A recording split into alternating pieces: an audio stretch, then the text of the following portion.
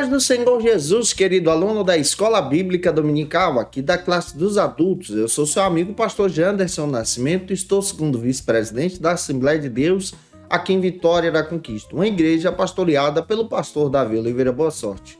E hoje, pessoal, para a glória de Deus, chegamos na lição número 10, onde nós vamos trabalhar sobre um tema muito importante: a sutileza contra a prática da mordomia cristã. E eu espero que o Senhor Jesus também ministre ao teu coração.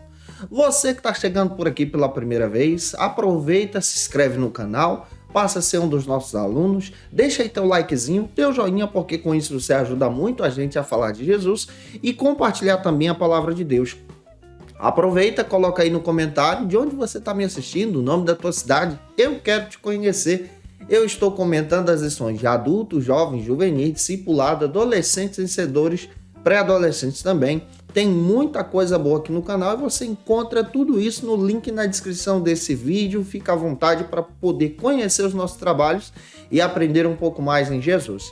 Se você é professor da classe dos adultos e deseja poupar o teu tempo para preparar as tuas aulas, olha, nós temos uma proposta muito boa para poder ajudar a tua vida. Nós temos o Facilita EBD, onde você encontra o esboço da aula que eu preparo, com os versículos e argumentos a mais, além da lição. Você também vai encontrar o PowerPoint, onde você pode utilizar esse material na Escola Bíblica Dominical da tua igreja. Além do que, quem se torna assinante do Facilita EBD tem o benefício de receber alguns bônus, como por exemplo, nosso workshop de pregação está muito bom, treinamento para professores da Escola Bíblica Dominical, que é muito legal também, e o nosso treinamento de discipulado e evangelismo. As nossas propostas estão na descrição desse vídeo. Eu espero que Deus te abençoe. Então nós vamos deixar de conversa e vamos para a aula de hoje, para a glória de Deus.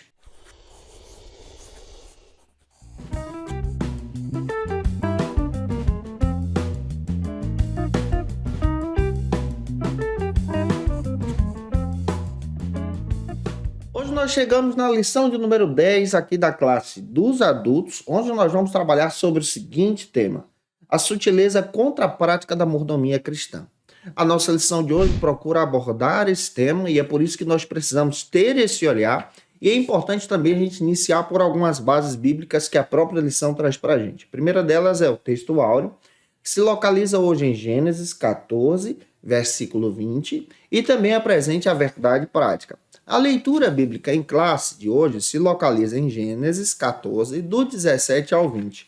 Lê esse texto compassadamente com os teus alunos e deixa Deus te usar na Escola Bíblica Dominical da tua igreja. Na aula de hoje, vamos levantar inicialmente um questionamento sobre qual o significado de mordomia, especialmente mordomia cristã.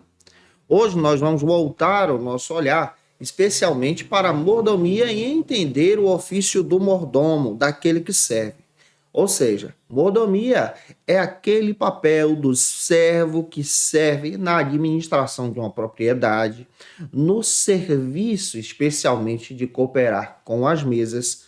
A palavra mordomo, ela vem do latim, que traz essa ideia de majordomos, que traz esse significado de administrador da casa. Dentro da Bíblia, nós também exercemos essa mordomia cristã. Nós exercemos essa responsabilidade porque tudo que nós temos vem de Deus. E o nosso papel é administrar aquilo que Deus nos concede como bênçãos, como oportunidades, como trabalho também. E administrando isso, sendo gratos por aquilo que Deus cooperou em nos abençoar de forma poderosa pelo que nós possuímos. Além do que, nós vamos olhar para a Bíblia, para compreender o que a Bíblia fala a respeito de mordomia. No Novo Testamento, nós encontramos a palavra grega oikomia, que traz esse sentido de mordomo ou mordomia. Já no Antigo Testamento, nós vamos encontrar esse sentido bíblico também, sendo tratado com muita responsabilidade, ao ponto da Bíblia dar exemplos de mordomos, de servos, administradores, que cuidam muito bem dessa tarefa. O primeiro exemplo de mordomo na Bíblia, de servo, é o exemplo de Eliezer. Ele foi mordomo de Abraão. E isso está presente em Gênesis capítulo 15, versículo 2, 24, do 12 ao 14. Nós vamos perceber que o Eliezer, ele tinha esse papel de administrar os bens de Abraão. isso também traz significado para a gente. Nós temos o papel de administrar aquilo que Deus nos concedeu. O segundo exemplo que nós vamos encontrar também dentro da Bíblia é o exemplo de José, filho de Jacó. Ele se tornou um excelente mordomo na casa de Potifar e também no Egito como governador. Isso está presente em Gênesis capítulo 39, versículos 4 e 6. Então nós já temos dois grandes exemplos só no Antigo Testamento. Olhando para o Novo Testamento agora, nós vamos perceber que os discípulos agora, eles exercem esse papel de mordomia. O próprio Jesus, ele se coloca nessa figura do papel de mordomo, trazendo diversos ensinos, diversas parábolas sobre o significado de ser um servo, um mordomo. E você vai perceber isso, por exemplo, em Lucas capítulo 12, versículos 42 ao 48, capítulo 16 de Lucas, versículos 2 ao 4, trazendo essa reflexão que nós somos servos de Deus, mordomos de Cristo, cuidamos daquilo que pertence a Deus e a nossa responsabilidade é administrar bem todas as bênçãos que Deus tem nos concedido. A mordomia cristã, ela tem um papel fundamental também na nossa vida cristã, no nosso discipulado, porque nós entendemos que tudo que possuímos pertence a Deus e nós somos apenas servos, mordomos. A Bíblia diz que Deus é possuidor de todas as coisas que existem na terra. Gênesis 14, 22 diz isso. Todo o universo pertence a Deus. Deuteronômio 10, 14 também confirma isso. O salmista também confirmou, ensinando que tudo pertence a Deus, inclusive os habitantes da terra. Salmo 24, primeiro. Tudo está na mão de Deus. Em Gênesis 1, nós entendemos que toda a terra foi criada pelo poder de Deus, pela vontade de Deus, pela palavra de Deus. Quando nós lemos, por exemplo, Gênesis 1, do 28 ao 30 e 2,15, nós entendemos que até você e eu, todos nós fomos criados por Deus. Davi também fala a respeito da mordomia, descrevendo muito bem esse sentido em descrever que tudo pertence a Deus. Salmos 8, versículo 3 ao 9, também confirma isso. Ou seja, nós somos mordomos. O nosso papel é papel de servo, de cuidar e administrar aquilo que Deus nos deu. Ou seja, o nosso trabalho, as coisas que nós realizamos, os nossos empreendimentos pertencem a Deus. Então, na visão cristã, nós compreendemos que tudo que possuímos pertence a Deus. E o nosso papel é administrar isso para a glória de Deus e sermos gratos a Deus pela oportunidade de vida que Ele nos concede. Então, hoje nós vamos mergulhar nesse sentido na palavra e eu espero que o Senhor Jesus também ministre ao teu coração. E se eu já estou te ajudando até aqui, por gentileza, deixa aí teu comentário, coloca o nome da tua cidade, tá bom?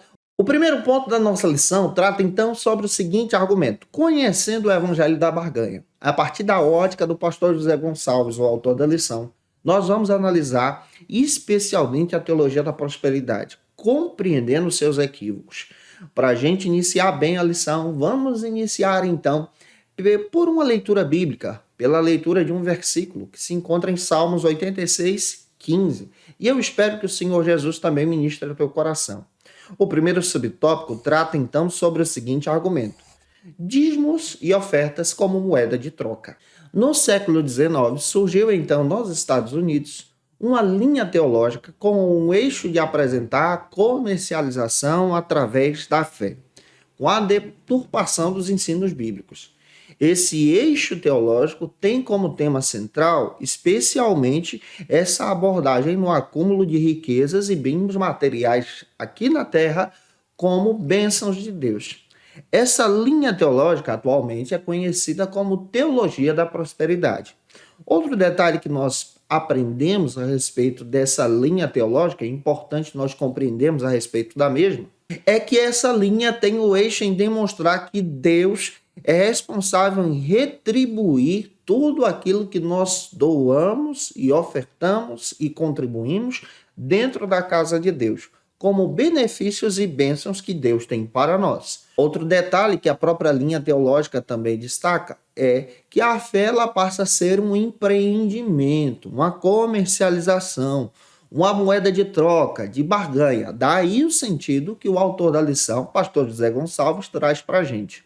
o perigo desse evangelho da barganha que está presente também em nossos dias, no nosso tempo. O pastor José Gonçalves também destaca que o evangelho bíblico, o verdadeiro, ele enfatiza na salvação em Jesus e não na barganha, na moeda de troca para obter benefícios.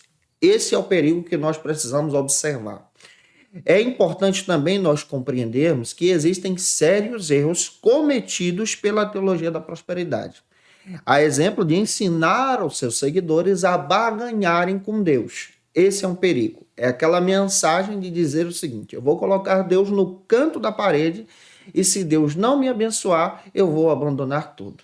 Essa teologia da barganha também ensina que o dízimo e a oferta é uma moeda de troca pela fé para você receber benefícios da parte de Deus. Não é aquilo que nós compreendemos como pentecostais de linha clássica sobre a verdadeira e genuína mordomia cristã. A teologia em si da prosperidade, ela traz esse sentido da mensagem do toma lá da cá.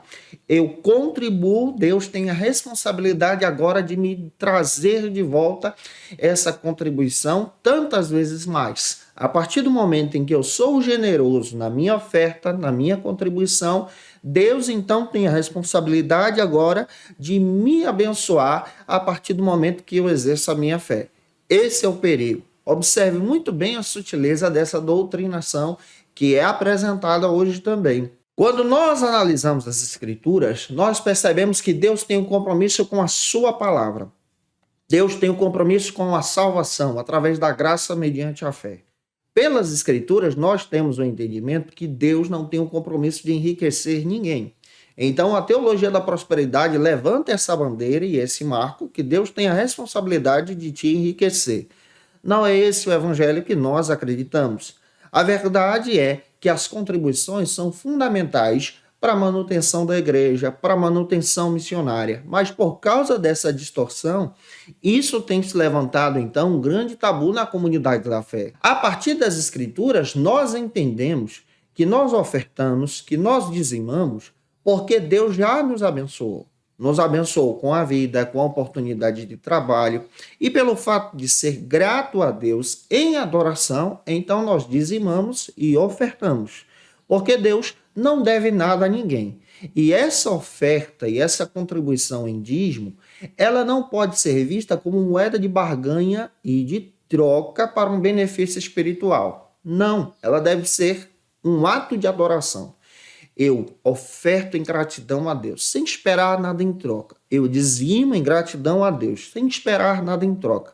Porque Deus não deve nada a ninguém. Romanos 11, 34 ao 36, confirma isso para a gente. E é por isso que a pergunta do apóstolo Paulo, feita há 2000 anos atrás, também serve para hoje. Sabe o que Paulo perguntou?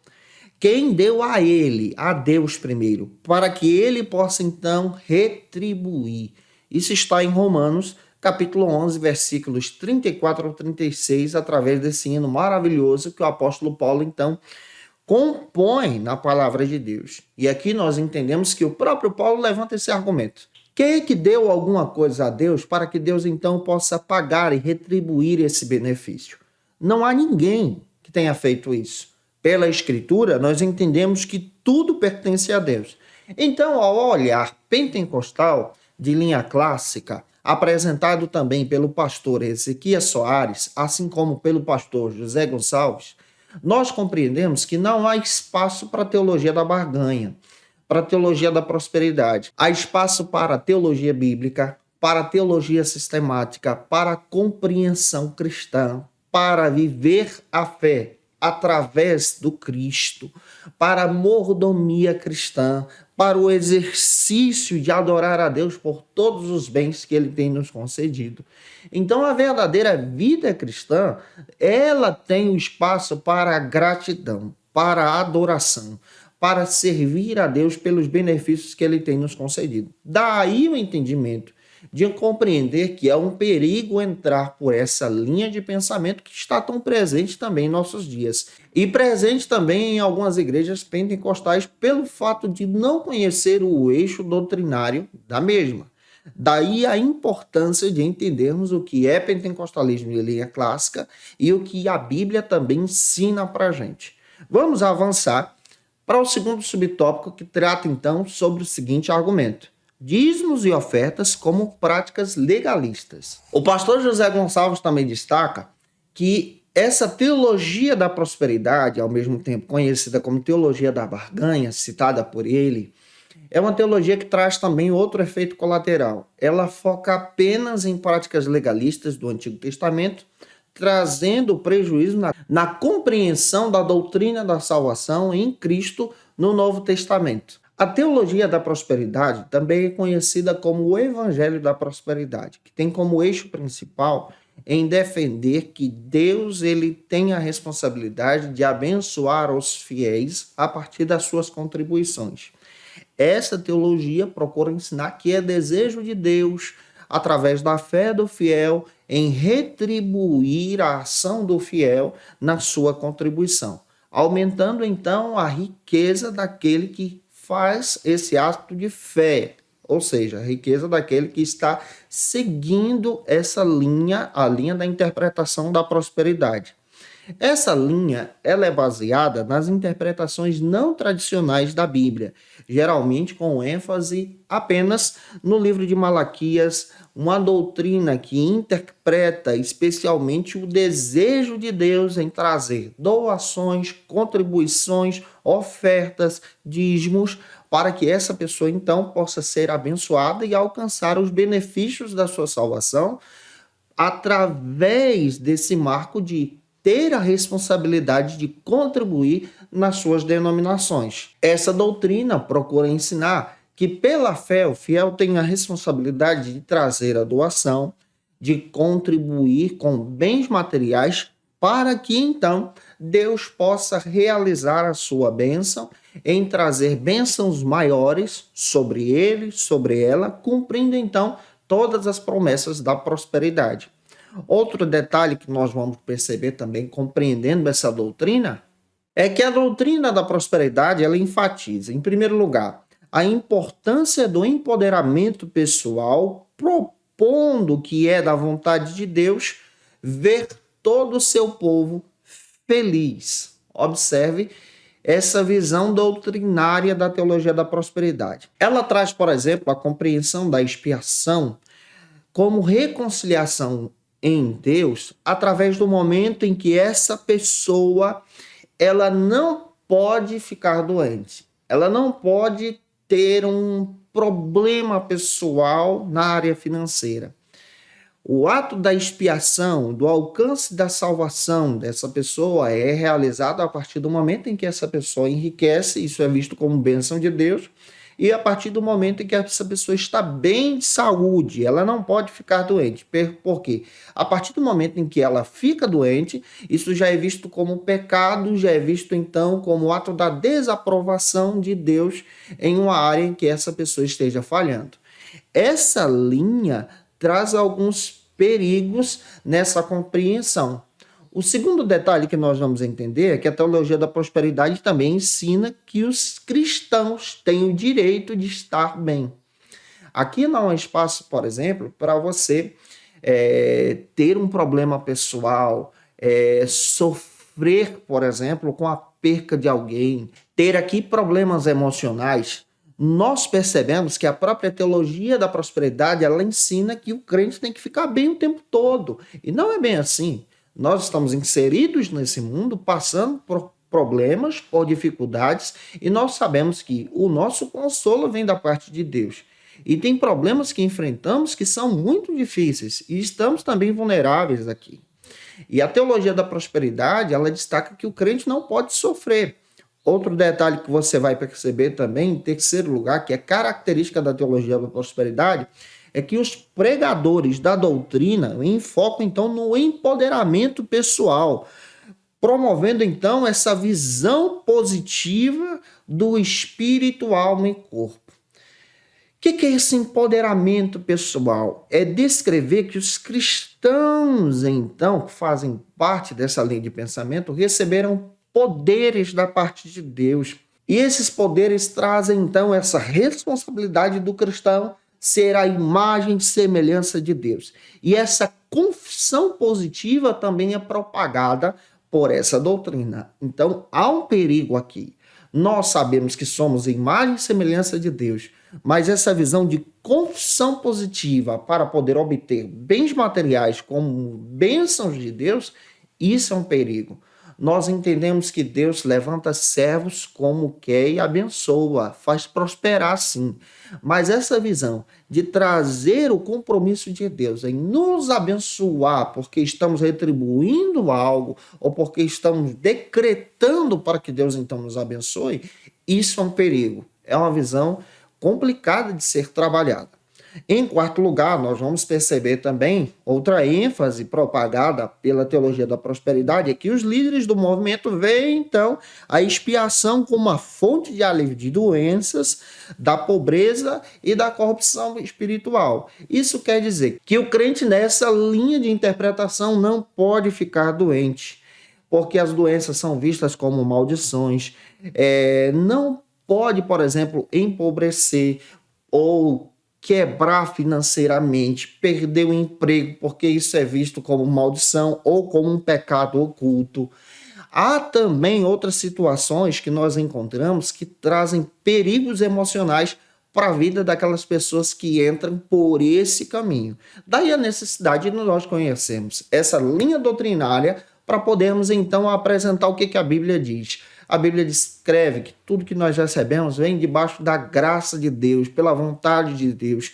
Deus é dono de tudo, tudo que pertence é dele e nós devemos apenas agradecer, sermos fiéis. Você não está livre, deixa eu ser claro, de enfrentar uma doença, de enfrentar um problema, de enfrentar, por exemplo, o desemprego. Mas nós sabemos que mesmo passando por essas provações e tribulações, Deus está conosco. E isso não pode ser visto como maldição, mas sim como momentos de preparação para algo melhor que Deus tem preparado para você.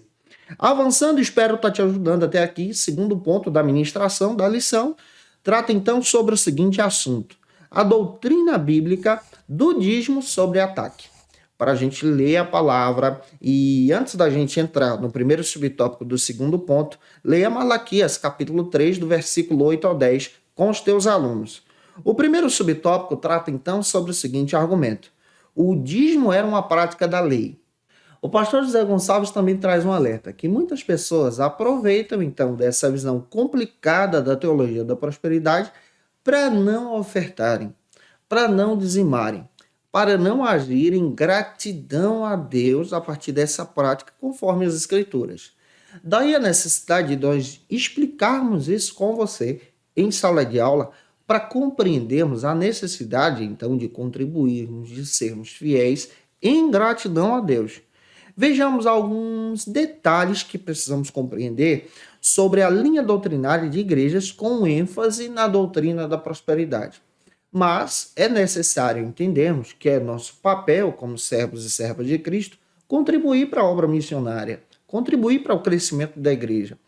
O que nós estamos trabalhando com você é especialmente a compreensão dos exageros. E esse cuidado nós precisamos ter. Primeiro, igrejas seguidoras da linha da prosperidade, ela tem uma ênfase em suas pregações, em seus ensinos, em seus sermões, a partir dessa visão da contribuição. Os cultos geralmente são movimentados nesse eixo, em fazer o membro da igreja em contribuir, ou em uma oferta especial, ou em uma doação de dízimo. Observe essa linha e esse eixo doutrinário. Outro detalhe que você vai perceber é que igrejas sérias não fazem isso.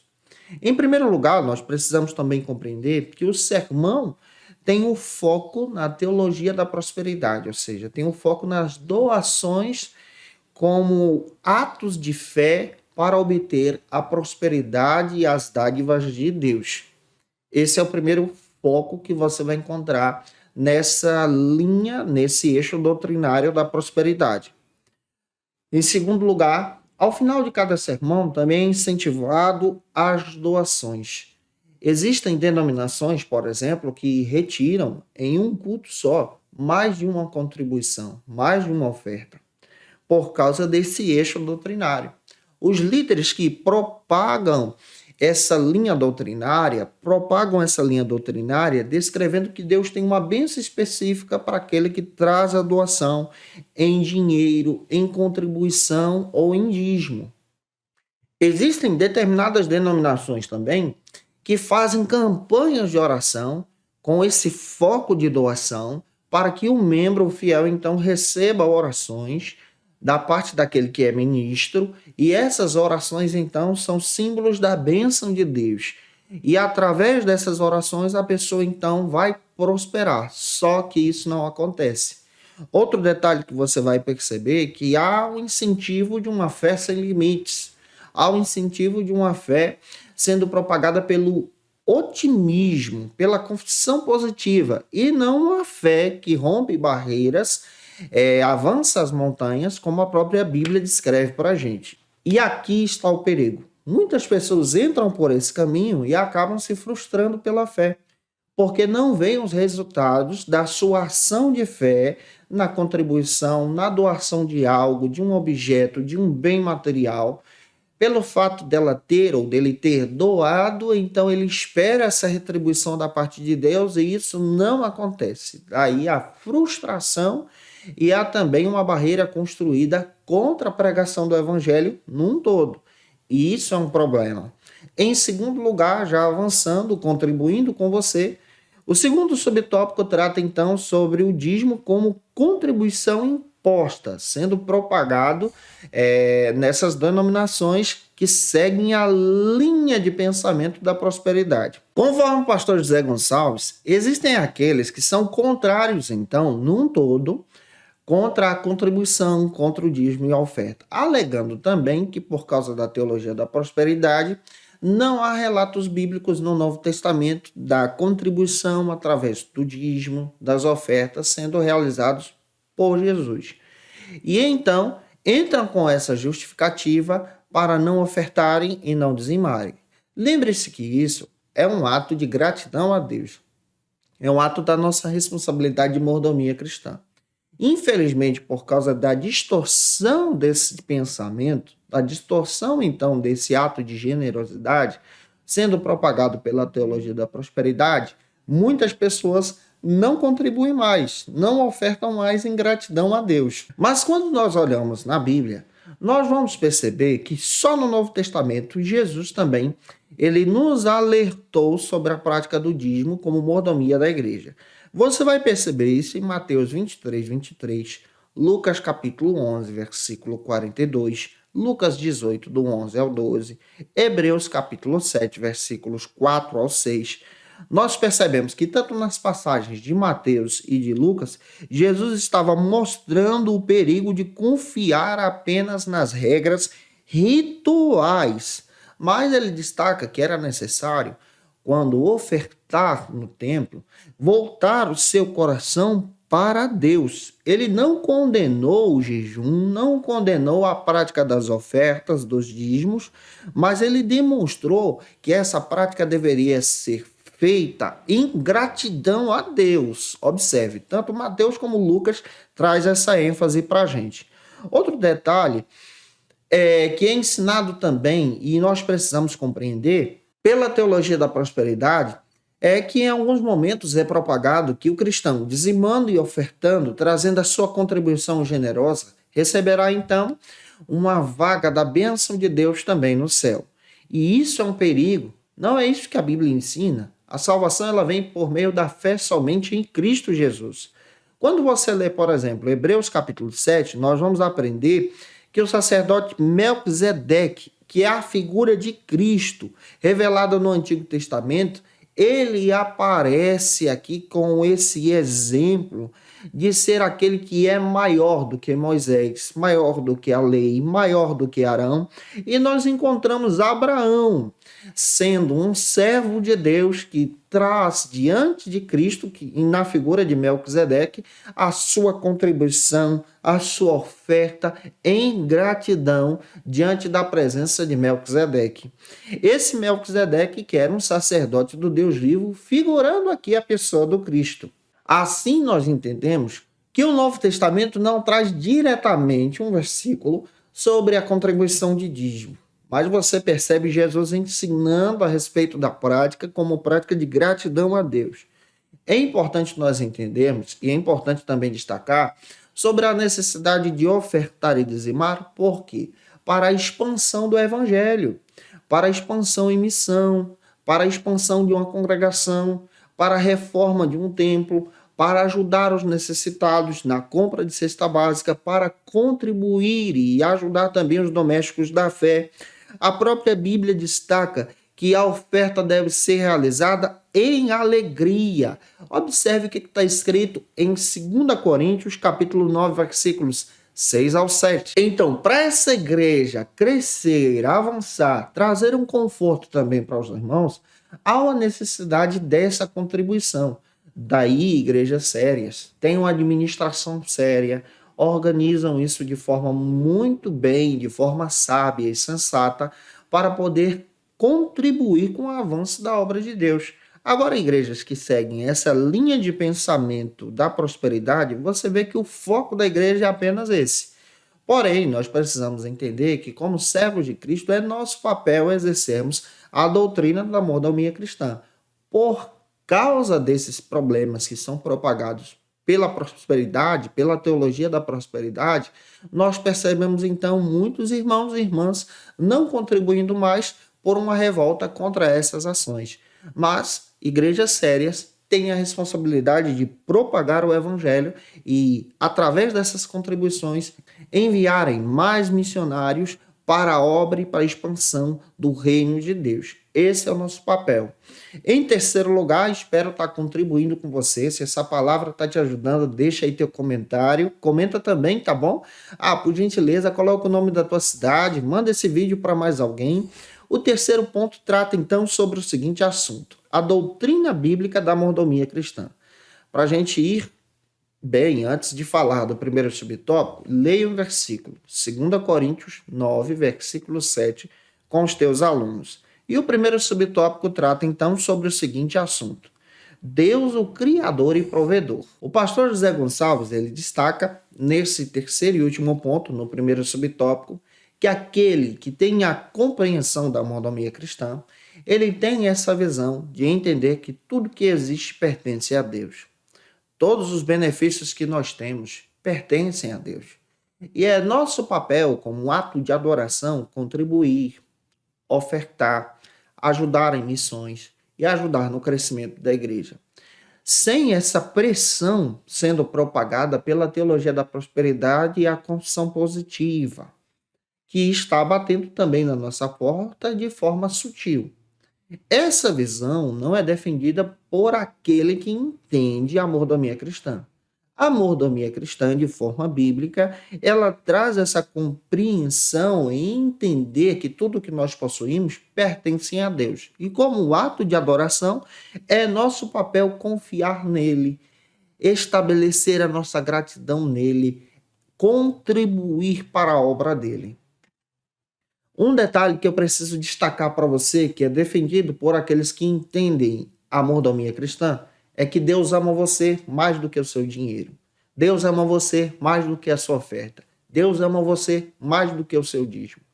Mas nós compreendemos que é ato de gratidão ofertar, dizimar e contribuir. A Bíblia destaca especialmente que nós devemos realizar isso de forma regular. Isso está presente em 1 Coríntios capítulo 16, versículo 2, para ajudar os necessitados da fé e ajudar o crescimento da igreja também e a expansão do evangelho. Olha, nós defendemos que aquele que oferta, que contribui, ele deve ofertar apenas 10%. Existem denominações que já ensinam um valor a mais, mas, biblicamente falando, na nossa compreensão, nós entendemos que apenas 10% daquilo que você tem, você deve trazer em contribuição em forma de dízimo para a glória de Deus.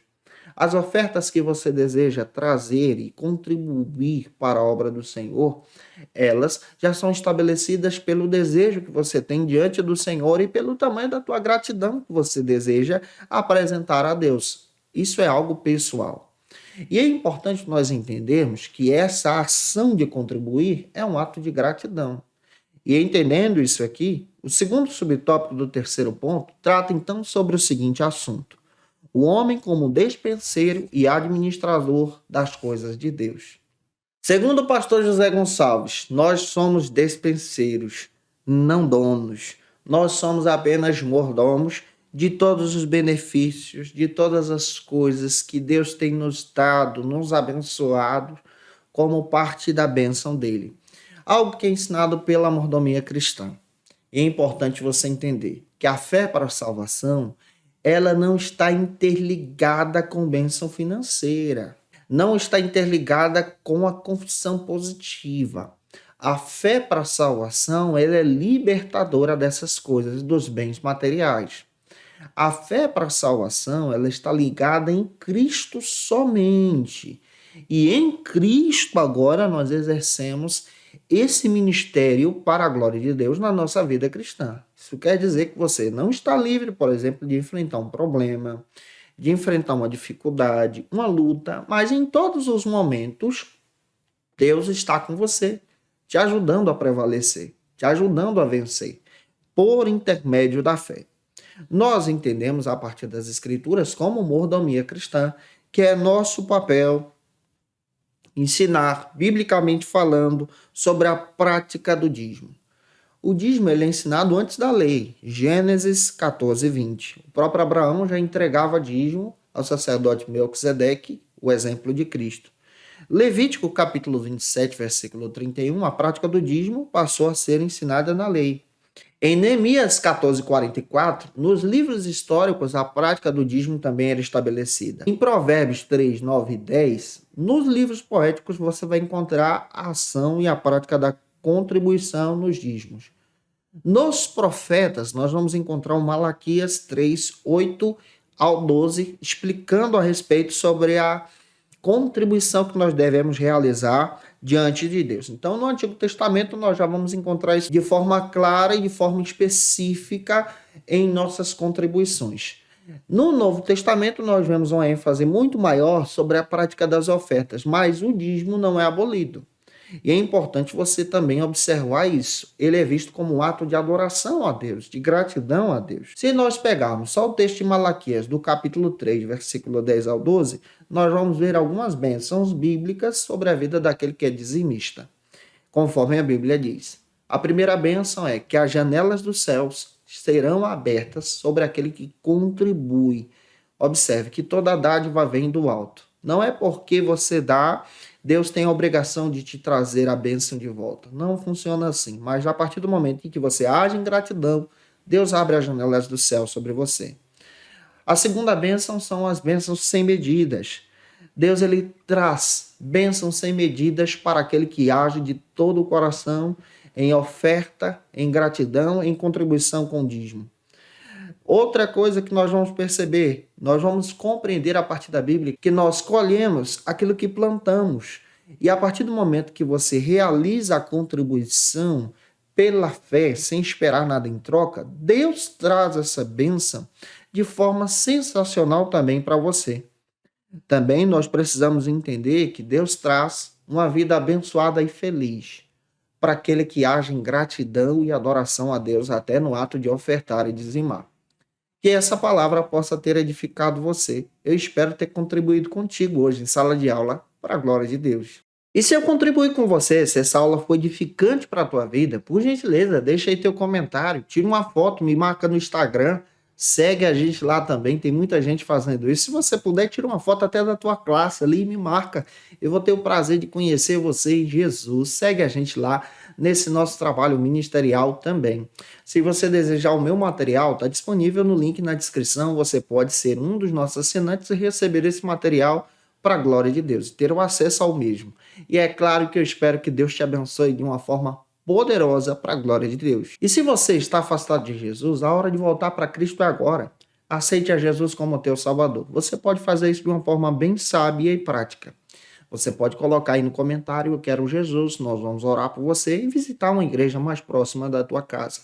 nós vamos estar intercedendo por tua vida para que Deus possa te abençoar de uma forma poderosa. Como dica de leitura, eu quero apresentar para você o texto do pastor Zé Gonçalves. Esse material é sensacional, vai te ajudar também nesse trimestre. Vale a pena você ter em mãos. Está disponível no site da editora CPAD. Gente, adquire o seu. Vale muito a pena você ter esse recurso em mãos. Outro texto que eu quero indicar para você é o Cristianismo em Crise, para você compreender a respeito dessa visão teológica da teologia da prosperidade, que está presente também hoje em dia.